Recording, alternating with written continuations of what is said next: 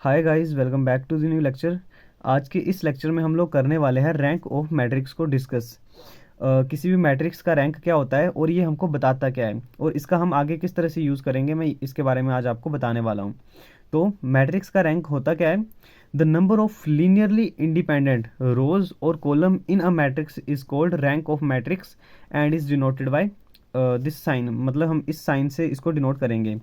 तो हमारे पास क्या होगा कि हमारे पास कितनी लीनियरली इंडिपेंडेंट रोज हैं या कॉलम्स हैं, ठीक है, वही हमारे पास रैंक बन जाएगा मैट्रिक्स का। इसको मैं आपको जनरली समझाता हूँ। अब हमारे पास यहाँ पर इस चैप्टर में हम रैंक के बारे में ही डिस्कस करने वाले हैं और बीच में हम एलिमेंट्री रो ट्रांसफॉर्मेशन से हम इन्वर्स वगैरह भी निकालेंगे।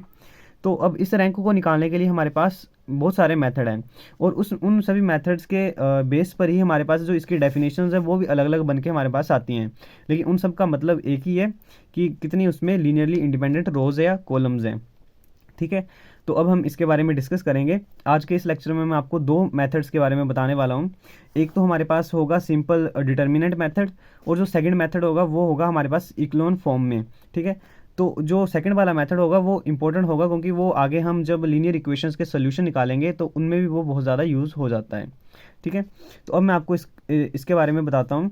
तो इससे पहले मैं आपको इसमें जो छोटी छोटी चीज़ें होती हैं उनके बारे में बता देता हूँ।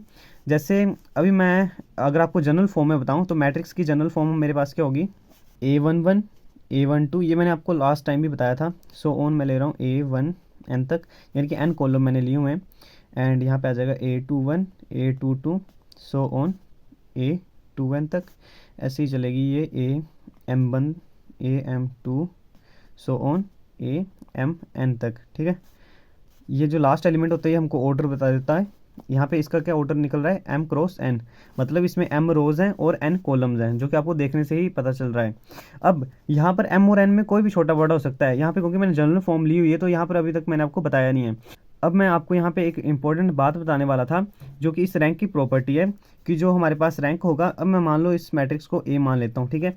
अब इस मैट्रिक्स का जो रैंक होगा या किसी भी मैट्रिक्स का जो रैंक होगा, तो जो रैंक ऑफ ए होता है हमारे पास, ठीक है, रैंक ऑफ ए होगा वो हमारे पास लेस देन और इक्वल टू होगा minimum of M comma N, ठीक है। इस मैट्रिक्स के लिए जनरल फॉर्म में मैंने बता दिया। अब जैसे मैंने आपको बोला यहाँ पे M और N में कोई भी बड़ा या छोटा हो सकता है, रोज भी ज़्यादा हो सकती है, कॉलम भी ज़्यादा हो सकते हैं।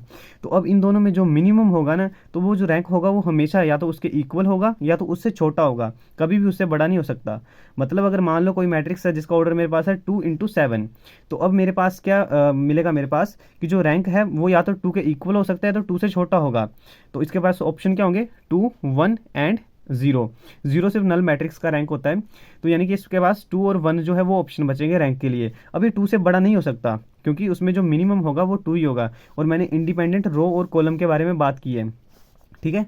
तो इसका आपको ध्यान रखना पड़ेगा, या आपको इक्लोन फॉर्म में समझ आ जाएगा जब मैं आपको वो करवाऊंगा।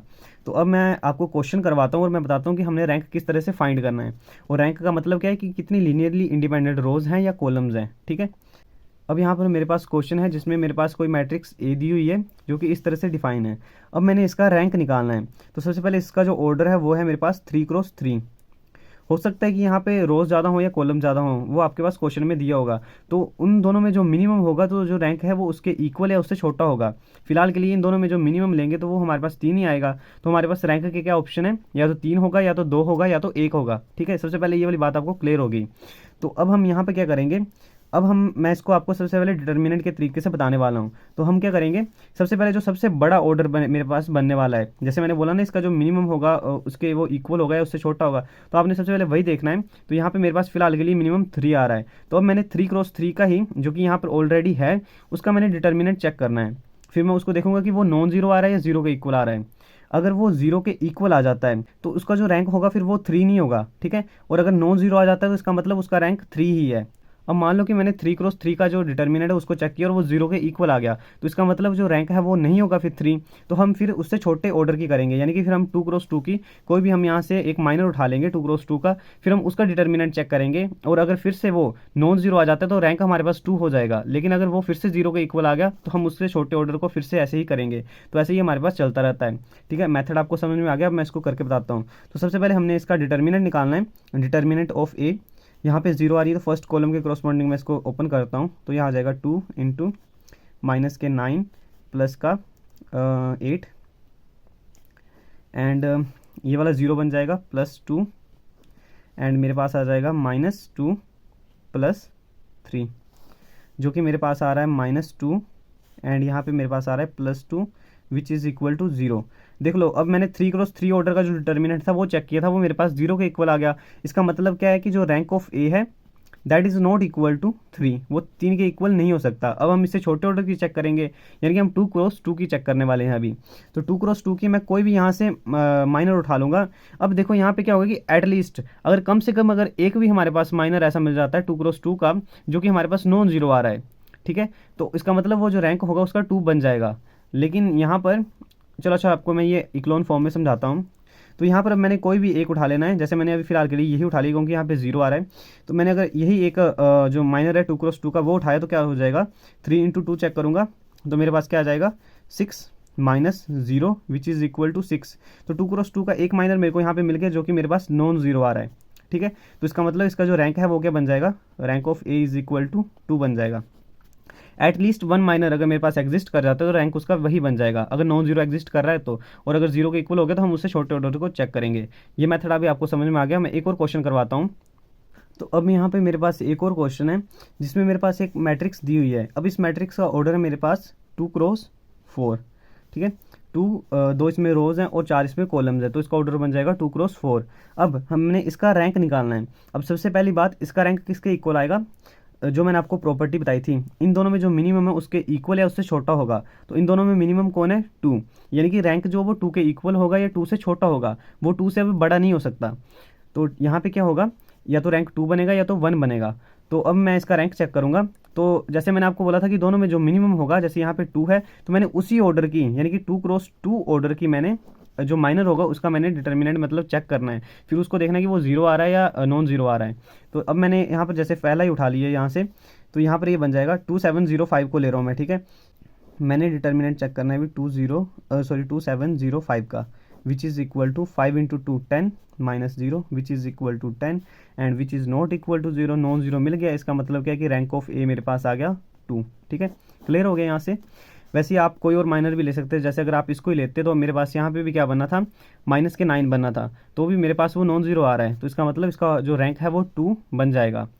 तो अब मैं आपको दूसरा मेथड बताता हूँ जो कि है इक्लोन फॉर्म, और वो ज़्यादा यूज़फुल होने वाला है क्योंकि उसका हम आगे भी यूज़ करेंगे लीनियर इक्वेशंस के सोल्यूशन को निकालते टाइम, ठीक है। और यहाँ पर इसको निकालने के बहुत सारे तरीके हैं रैंक को निकालने के, जैसे एक नॉर्मल फॉर्म का भी तरीका है। तो जब मैं आपको इक्लोन फॉर्म बताऊँगा तो थोड़ा उसी से ही हम आगे थोड़ा सा मॉडिफिकेशन करेंगे तो वो नॉर्मल फॉर्म में भी कन्वर्ट हो जाता है। लेकिन फिलहाल के लिए मैं आपको इक्लोन फॉर्म के बारे में बताने वाला हूँ। और सबसे पहले मैं आपको यहाँ पे एक और इम्पॉर्टेंट बात बता देता हूँ कि जैसे मेरे पास कोई मैट्रिक्स ए है और उस मैट्रिक्स का मेरे पास ट्रांसपोज है, तो अब क्या होगा कि जो रैंक इस ए का होगा, रैंक ऑफ जो ए होगा वो उसके ट्रांसपोज के भी बराबर होता है, ठीक है। ट्रांसपोज करने पर कोई फ़र्क नहीं पड़ता, क्योंकि जैसे मैंने अभी आपको बताया था ना कि जो ऑर्डर है रो और कॉलम में जो मिनिमम होगा उससे इक्वल है, उससे छोटा ही होगा। अब जैसे यहाँ पे 2x4 की थी, अगर मैं इसका ट्रांसपोज करूँगा तो क्या बन जाएगा, 4x2 की बन जाएगी। लेकिन फिर भी जो उसका रैंक है वो तो उसके पास 2 या 2 के इक्वल या 2 से छोटा हो सकता है। और यहाँ पे देखने की बात ये है कि मैंने लीनियरली इंडिपेंडेंट रो या कॉलम के बारे में बात की थी, भाई उसका रैंक होता है। अगर इसमें अगर हमारे पास 2 लीनियरली इंडिपेंडेंट रोज या कॉलम है, तो जब हम उसका ट्रांसपोज करेंगे, अगर वो रो हुई तो वो कॉलम बन जाएंगी, ठीक है। तो उसमें कोई ज़्यादा फर्क नहीं पड़ेगा। तो इसलिए ट्रांसपोज का अगर हम रैंक करेंगे, एक मैट्रिक्स का रैंक और उसके ट्रांसपोज का रैंक वो दोनों इक्वली होते हैं, ठीक है। अब हम इक्लोन फॉर्म से रैंक के बारे में देखते हैं। तो अब मैं इक्लोन फॉर्म में क्वेश्चन को सॉल्व करने के लिए एक मैट्रिक्स ले रहा हूँ, जनरल सा एग्जांपल ले रहा हूँ मैं यहाँ पे। मेरे पास मैट्रिक्स है 1 2 3 4 5 6 7 8 9। मैंने 3x3 की मैट्रिक्स ली हुई है, ठीक है। 3x3 की मैट्रिक्स ली हुई है। अब मैंने इसका रैंक निकालना है, और वो भी मैंने निकालना है इक्लोन फॉर्म में कन्वर्ट करके। तो उसमें हम क्या करेंगे, अब जैसे जैसे मैं आपको मेथड बता रहा हूँ आपने उसी को ही फॉलो करना है। हम यहाँ पे क्या यूज़ करने वाले हैं, एलिमेंट्री ट्रांसफॉर्मेशंस जो होंगे हम उनको यूज़ करने वाले हैं, और जनरली हम यहाँ पे रो ट्रांसफॉर्मेशंस को ही यूज़ करने वाले हैं। तो सबसे पहले आपने क्या करना है, आपने सबसे पहले जो इन सभी रोज़ में जो सबसे यहाँ पे जो एंट्रीज़ है, जो फर्स्ट एंट्रीज़ है इन सब की, जो इसमें जो सबसे स्मॉल होगी उसको आपने ऊपर रखना है, और कोशिश करना है अगर वो 1 होगी तो 1 को आपने सबसे ऊपर रखना है। जैसे यहाँ पे ऑलरेडी 1 सबसे ऊपर है इस रो में, ठीक है। तो अब आपने क्या करना है, आपने रो ट्रांसफॉर्मेशंस का यूज़ करना है तो आपने क्या करना है, जो फर्स्ट एंट्री जो मैंने आपको जैसे बताई यहाँ पे फिलहाल के लिए 1 है, इसके नीचे की दोनों एंट्रीज को आपने 0 बनाना है। और 0 कैसे बनाना है, इस फर्स्ट रो की हेल्प से। मतलब जैसे यहाँ पे 4 है तो आप 4 को कैसे 0 बना सकते हो, 4 - 4 करोगे। और कैसे करोगे, 4 - 4 टाइम्स फर्स्ट रो करोगे तो ये वाली एंट्री जो वो 0 बन जाएगी। ऐसे ही 7 - 7 टाइम्स आप फर्स्ट रो करोगे तो ये वाली भी 0 बन जाएगी। समझ में आ रहा है आपको? जैसे मैं यहाँ पे लिख देता हूँ फर्स्ट के लिए। तो यहाँ पे मैंने क्या किया, रो 2 को मैंने चेंज करना है किस में, रो 2 - 4 टाइम्स रो 1। ठीक है, तो ये 0 बन जाएगी। इसको भी मैंने चेंज करना है तो मैंने क्या किया, मैंने रो 3 को चेंज करना है। क्या करूँगा मैं, रो 3 - 7 times row 1।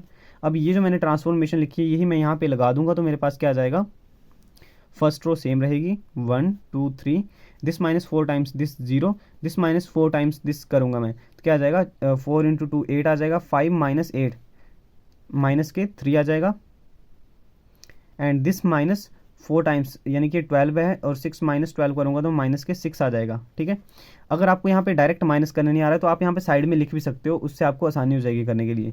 This -7 time this करूँगा तो 0 हो जाएगा, दिस -7 टाइम दिस करूँगा तो मेरे पास माइनस के 6 आ जाएगा, दिस -7 टाइम दिस करूँगा तो यहाँ पर बन जाएगा 21 माइनस, यहाँ पे आ जाएगा माइनस के 12।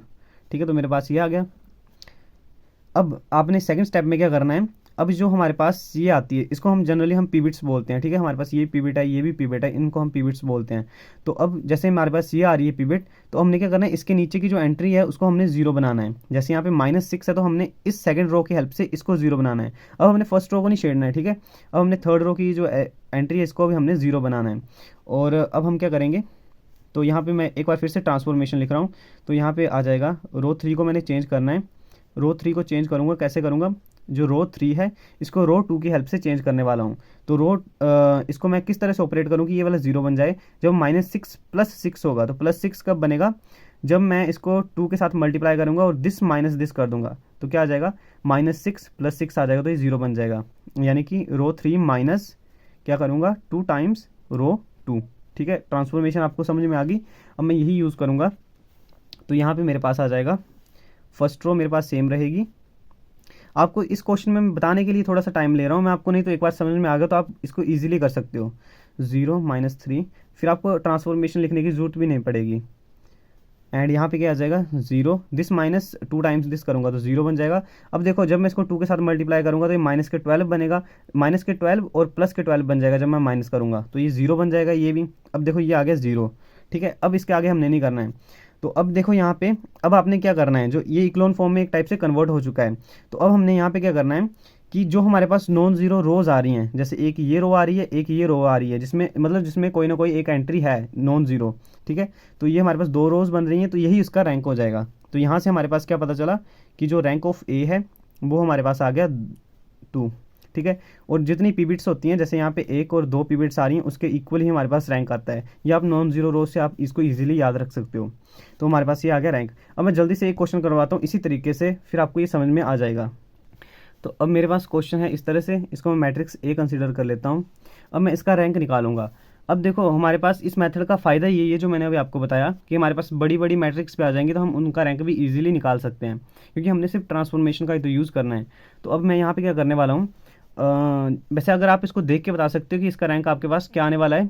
आपने देखना है कि यहाँ पे जो रो है वो एक दूसरे पे डिपेंड तो नहीं कर रही हैं। जैसे मैं यहाँ पर देख रहा हूँ तो मेरे को सामने दिख रहा है फर्स्ट रो जो है और वो सेकंड रो है, ये तो मतलब इससे नेगेटिव साइन में ही है ना, तो ये तो एक दूसरे पे डिपेंड कर रही है, मतलब ये इस पर डिपेंड कर जाएगी। तो इस तरह से हम इनको डायरेक्ट भी देख सकते हैं, लेकिन मैं फिर भी आपको एक बार करके बता देता हूँ इसका रैंक कितना आएगा।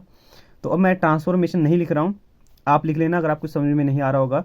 तो अब मैं क्या करूँगा, इस फर्स्ट एंट्री के नीचे की एंट्री को मैं 0 बनाऊंगा। ठीक है, जैसे मैंने यहाँ पे 1 रखा हुआ है तो यहाँ पर अब इन एंट्रीज को मैं 0 बनाऊंगा। तो कैसे बनाऊंगा, दिस प्लस दिस करूँगा 0, this plus this 0, this plus this 0।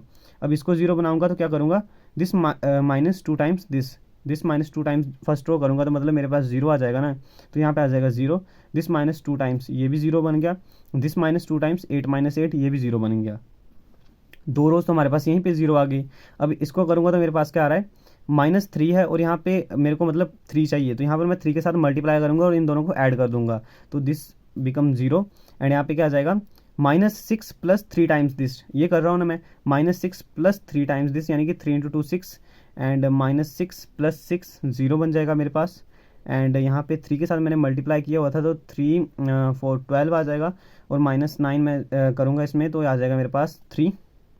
तो ये आ रहा है मेरे पास, ठीक है।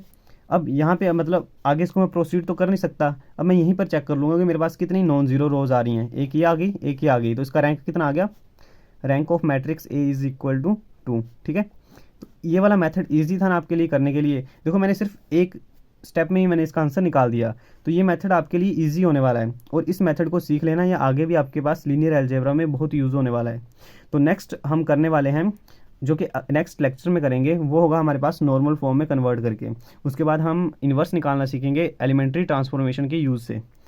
So thanks for watching this video. जल्दी मिलेंगे नेक्स्ट लेक्चर में। Thank you.